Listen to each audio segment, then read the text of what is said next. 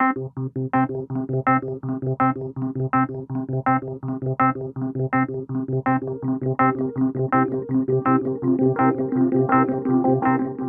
हमारे साथ मौजूद हैं शेयर बाजार के जानकार और चॉइस ब्रोकिंग के डायरेक्टर सुमित बगड़िया। सुमित जी, आपका बहुत बहुत स्वागत है हमारे खास कार्यक्रम प्राइम बिजनेस प्रो में। नमस्कार, बहुत बहुत शुक्रिया, धन्यवाद। सुमित जी, आज मैं आपसे म्यूचुअल फंड के बारे में पूरी जानकारी अपने दर्शकों को बताऊंगा। सबसे पहला मेरा सवाल है कि म्यूचुअल फंड में निवेश कैसे करना चाहिए? बिल्कुल, बहुत सही टॉपिक सिलेक्ट किया आपने। देखिए, मार्केट्स में जब ऐसी गिरावट आती है या मार्केट्स के अंदर आपको निवेश करना है और जो लोग मार्केट्स में टाइम नहीं दे पाते वो म्यूचुअल फंड में बिल्कुल निवेश कर सकते हैं। तो म्यूचुअल फंड में आपको अलग अलग फंड्स अवेलेबल होते हैं, अलग अलग म्यूचुअल फंड्स के। उनके अंदर आप सिलेक्ट करें growth oriented fund, long term fund, और उसके अंदर आप निवेश कर सकते हैं रेगुलरली।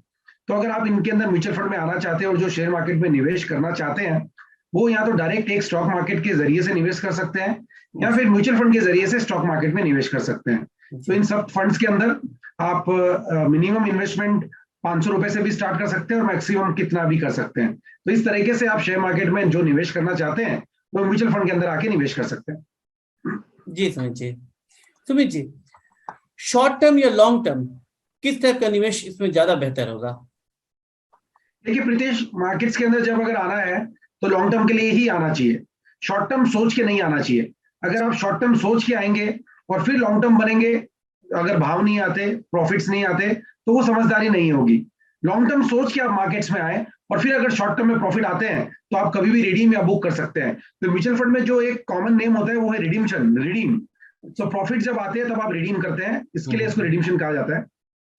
तो मेरा ये मानना है और मेरा ये कहना है लोगों से आपके इस यूट्यूब के माध्यम से कि लॉन्ग टर्म के लिए आप आए और लॉन्ग टर्म के नजरिए से मार्केट में निवेश करें। इसमें आप लमसम अमाउंट डाल के भी निवेश कर सकते हैं और एसआईपी सिस्टमेटिक वे में एवरी मंथ भी इन्वेस्ट कर सकते हैं। मेरा तो आपको यही सलाह रहेगा कि एसआईपी के मोड पे आप मार्केट्स में आए और रेगुलरली इन्वेस्ट करें और कुछ सालों तक इन्वेस्ट करें, क्योंकि मार्केट्स का अपना एक नेचर है वॉलेटिलिटी का। शॉर्ट टर्म में वॉलेटिलिटी देखने को मिलती है, उसके लिए परफॉर्म नहीं करते। बट लॉन्ग टर्म नजरिए से अगर आप आएंगे तो एक अच्छा निवेश का मौका भी आपको मिलेगा और जब जब गिरावट आती है तब तक आप इसमें निवेश करें और लॉन्ग टर्म के नजरिए से निवेश करें। सुमित जी, आज जैसे बाजार बिल्कुल डाउन है, सेंसेक्स 1500 पॉइंट नीचे गिर चुका था, ऐसे में म्यूचुअल फंड में निवेश करना ज्यादा बेहतर होगा या स्टॉक खरीदना? क्या कहना चाहेंगे? देखिए, दोनों अलग अलग टॉपिक है प्रीतेश। स्टॉक के अंदर अगर किसी को निवेश करना है तो उसको मार्केट्स के ऊपर ध्यान रखना जरूरी है। जो मार्केट्स में टाइम दे सकते हैं, जो स्टॉक्स को स्टडी करना जानते हैं, जो स्टॉक्स के फंडामेंटल और टेक्निकल्स जानते हैं, जो स्टॉक को लंबे नजरिए के लिए या कंपनी को लंबे नजरिए के लिए स्टडी कर सकते हैं, उन लोगों को डायरेक्ट स्टॉक में निवेश करना चाहिए। डायरेक्ट स्टॉक में निवेश करने के कुछ अपने फायदे भी है, कुछ अपने नुकसान भी है। आपको बड़ा बेनिफिट भी मिलता है तो आपको रिस्क भी फेस करना पड़ता है। तो जो लोग मार्केट्स में टाइम दे सकते हैं और जो लोग ये चीजें मैंने कही उसको स्टडी कर सकते हैं, तो वो लोग जरूर स्टॉक में निवेश करें। हाँ, लेकिन जो लोग अपने निजी कार्य में बिजी है, डे टू डे एक्टिविटीज में बिजी है, अपने बिजनेस में, अपने जॉब में इन्वॉल्व है, और जो लोग मार्केट्स में रेगुलरली स्टडी नहीं कर सकते और टाइम नहीं दे पाते, उन लोगों के लिए बेस्ट ऑप्शन है म्यूचुअल फंड।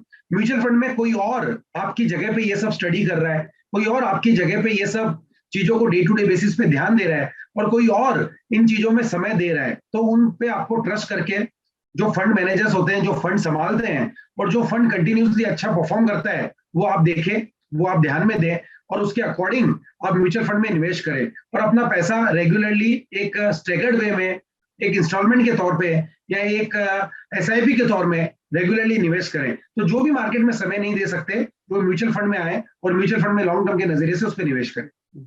सुमित जी, आपने रिस्क की बात की, तो इसमें रिस्क फैक्टर होता है या इसमें रिस्क फैक्टर नहीं होता है म्यूचुअल फंड में? देखिए प्रीतेश, शेयर मार्केट जहां पे नाम आ गया वहां पर रिस्क फैक्टर ऑटोमेटिकली साथ में आ गया। फिक्स डिपॉजिट एक ऐसी चीज है जहां पर कोई रिस्क नहीं होता, जहां पर आप एक फिक्स अमाउंट के लिए, फिक्स पीरियड के लिए इन्वेस्ट करते हैं और आपको एक फिक्स रिटर्न मिलता है। बट शेयर मार्केट ऐसा चीज ही नहीं है। शेयर मार्केट का मतलब हो गया आप इसके अंदर रिस्की एसेट है, आप इसके अंदर तभी आए जब आप रिस्क ले सकते हैं। और एक चीज आपने सुनी होगी और आपने ध्यान भी दी होगी, देखिए जहां पर रिस्क होता है वहां पर रिवॉर्ड भी अच्छा होता है। तो ऐसा ही शेयर मार्केट के अंदर है। इसमें शॉर्ट टर्म में, मीडियम टर्म में, लॉन्ग टर्म में रिवॉर्ड्स भी बहुत अच्छे मिलते हैं। लेकिन उसके लिए आपको बारीकी समझ होनी जरूरी है, फाइनेंशियल एडवाइजर होना जरूरी है, आपका खुद को मार्केट्स के बारे में नॉलेज होना जरूरी है। तो म्यूचुअल फंड की बात करते हैं तो जैसे डायरेक्ट शेयर मार्केट में पैसा जाता है, वैसा एक घूम फिर के म्यूचुअल फंड के जरिए मार्केट में पैसा जाता है। तो कान को ऐसा नहीं पकड़ के आप ऐसा पकड़ रहे हैं। तो कहने का मतलब आपका पैसा रिस्की है। आप जो मार्केट में पैसा डालते हैं वो पूरा शेयर मार्केट के ऊपर ही डिपेंड है, जो म्यूचुअल फंड में या फंड के थ्रू आप पैसा डालेंगे। तो अगर शेयर मार्केट परफॉर्म करेगा तो ही म्यूचुअल फंड परफॉर्म करेगा, शेयर मार्केट परफॉर्म नहीं करेगा तो म्यूचुअल फंड भी परफॉर्म नहीं करेगा। म्यूचुअल फंड में जिस फंड में आपने पैसा डाला है, उस फंड में उसने कुछ स्टॉक्स में पैसा डाला होगा, वो स्टॉक्स अगर परफॉर्म करेंगे तो फंड अपने आप में परफॉर्म करेगा। तो ये बिल्कुल भी ना माने कि म्यूचुअल फंड में निवेश करना रिस्की नहीं है, 100% रिस्की है। मार्केट अगर साथ देगा तो म्यूचुअल फंड या फंड परफॉर्म करेगा, मार्केट साथ नहीं देगा तो म्यूचुअल फंड या फंड परफॉर्म नहीं करेगा। हाँ, ये चीज आप जरूर बोल सकते हैं, डायरेक्ट स्टॉक्स में आप निवेश करते हैं तो फॉल बहुत बड़ा आता है, यही आप म्यूचुअल फंड में निवेश करते हैं तो फॉल थोड़ा कम आता है, क्योंकि आपका पोर्टफोलियो डाइवर्सिफाई हुआ रहता है। जो फंड मैनेजर है उसने रिस्क पैरामीटर्स को ध्यान में रखते हुए पोर्टफोलियो में निवेश किया हुआ रहता है, तो आपका जो पैसा है वो अलग अलग टुकड़ों में डिवाइड हुआ रहता है। तो थोड़ा कम रिस्क होता है, लेकिन रिस्क तो होता ही है। और इस रिस्क को समझ के ही आप शेयर मार्केट या म्यूचुअल फंड में आए और तभी आप निवेश करें। बिना रिस्क को समझे किसी भी हालत में आप अपना हार्ड एंड मनी, आप अपना मेहनत का पैसा डाले नहीं। एक अच्छे इन्वेस्टर, एक अच्छे एडवाइजर से समझे, सारे रिस्क पैरामीटर समझे और उसके बाद आप निवेश करें। सुमित जी, म्यूचुअल फंड में हम लोग निवेश करते हैं तो उसमें किस फंड पर निवेश करना ज्यादा बेहतर रहेगा? देखिए, फंड का एडवाइस तो मैं नहीं दूंगा अभी ऑनलाइन प्लेटफॉर्म पे। ये फंड आपको मनी कंट्रोल पे या गूगल पे जाके सर्च करने होंगे। बहुत सारे फंड्स अवेलेबल है, अलग अलग कंपनीज के फंड अवेलेबल है, long term growth funds available है, ब्लू चिप फंड्स अवेलेबल है, उसके बाद small cap mid cap fund available है, हाइब्रिड फंड अवेलेबल है। तो ऐसे बहुत सारे ऑप्शन है। आपको डिटेल में जाने के लिए इन फंड्स को समझना होगा। इन फंड्स की 3 महीने, 6 महीने, 9 महीने, 12 महीने, 1 साल, 3 साल, 5 साल, 10 साल, ऐसा पास्ट का स्टडी, ऐसा पास्ट का परफॉर्मेंस आपको इनका देखना होगा। कौन सा फंड कितना परफॉर्म कर रहा है, कितना रिटर्न दे रहा है और किस फंड के क्या बेनिफिट है, ये आपको समझने होंगे।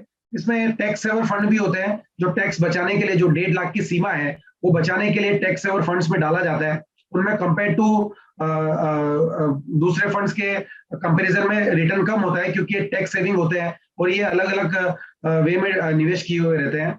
तो जो कम रिस्क लेना चाहते हो, जो टैक्स बचाना चाहते हैं, वो टैक्स सेवर फंड में जा सकते हैं। जो रिस्क अच्छा ले सकते हैं वो ओपन एंडेड या ग्रोथ फंड्स में जाए, जिसके अंदर रिस्क भी ज्यादा है तो रिवॉर्ड भी ज्यादा है। तो ये चीजें आप लोगों को पहले समझनी होगी कि किस तरह के फंड में कैसा रिटर्न है, उसके अकॉर्डिंग ही आप निवेश करें। और फंड्स कौन से हैं वो आपको थोड़ा स्टडी करना होगा और फाइनेंशियल एडवाइजर से प्रॉपर स्टडी करके उसके बाद ही निवेश करना होगा।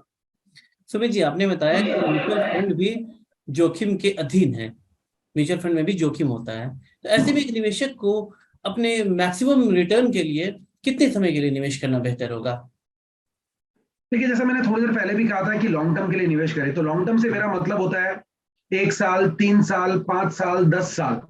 3 महीने, 6 महीने, 9 महीने ये कोई होराइजन नहीं होता, और ये होराइजन के लिए मार्केट्स में आना भी नहीं चाहिए। मार्केट्स में अगर आपको आना है तो 3, 5, 10, 15 साल के लिए आना चाहिए, ताकि आप अपना एक रिटायरमेंट या आप अपना एक स्टडीज के लिए बच्चे की, या आप अपने बच्चे के फ्यूचर के लिए, या आप अपने आगे कुछ गोल्स जो आपको आगे 10-20 साल में अचीव करने हो, उसको ध्यान में रखते हुए निवेश करना है। म्यूचुअल फंड में निवेश करने के लिए ये भी ध्यान रखना है कि आपको सिंगल पॉइंट में लमसम नहीं डालना है। लमसम आप डाल सकते हो, लेकिन उसके साथ साथ आपको स्टेगर्ड वे में हर मंथ या हर क्वार्टर में आपका निवेश जाते रहना चाहिए।